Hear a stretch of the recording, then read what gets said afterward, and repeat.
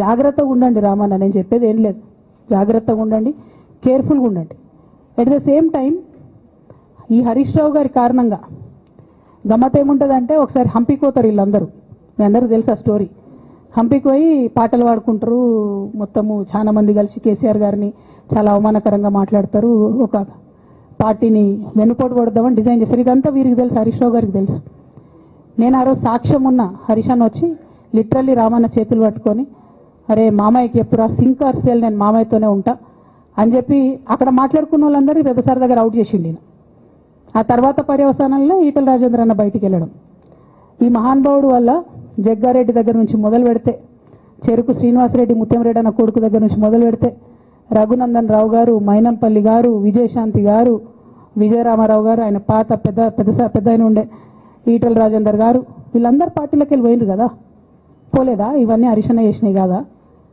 ఆనాడు దుబ్బాక ఉప ఎన్నిక ఎందుకు ఓడిపోయినాం? దుబ్బాక ప్రజలకు ఇప్పటికి కూడా గుర్తుంటుంది.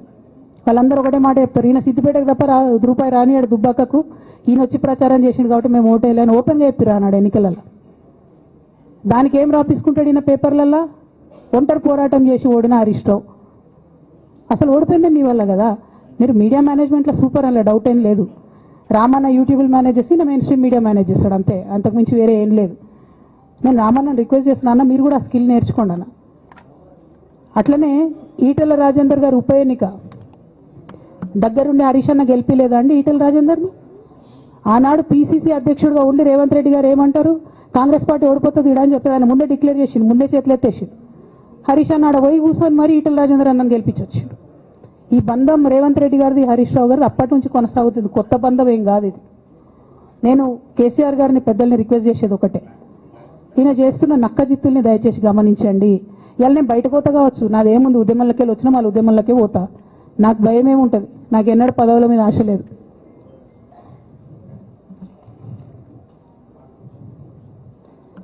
పార్టీ నుంచి వచ్చిన ఎమ్మెల్సీకి స్పీకర్ ఫార్మాట్లో చైర్మన్ గారికి నేను పంపుతా ఉన్నాను రాజీనామా పత్రాన్ని.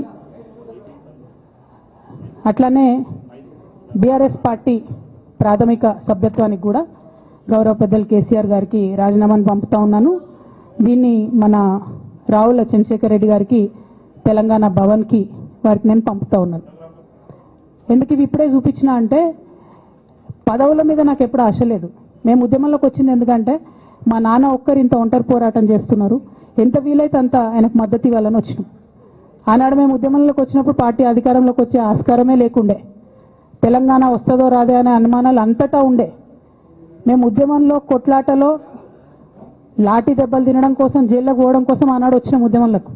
అధికారంలోకి వస్తామనుకొని రాలే. రామన్నైనా నేనైనా కేవలం నాన్న కోసమే వచ్చినాం ఉద్యమంలోకి. అందుకే మా కుటుంబం మీద కుట్ర. ఈ కుట్రను గమనించమనే నేను మా కుటుంబాన్ని కోరుతా ఉన్నా.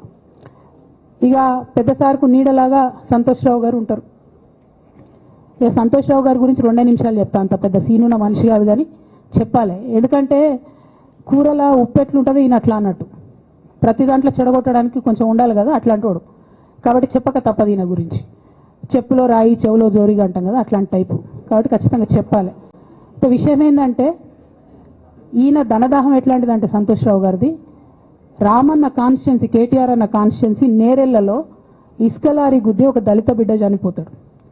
సరే, దాని మీద పాపం అక్కడ ఆ రోజు అందరు యాజిటేషన్ చేస్తే, ఈయన సంతాన అడ్వాంటేజ్ ఏంది, ఇక్కడ కూర్చుంటాడు కదా సార్ దగ్గర, సీఎంఓలకి వెళ్ళి ఫోన్ చేసి అక్కడ ఉన్న పోలీసు వాళ్ళందరినీ ఒత్తిడి పెట్టి 7 దళిత బిడ్డల్ని కొట్టినరండి.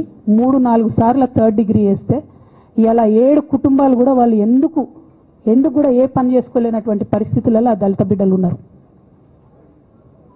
అది మొత్తం రాజకీయంగా బ్లేమ్ అంతా రామన్న మీదకి వచ్చింది.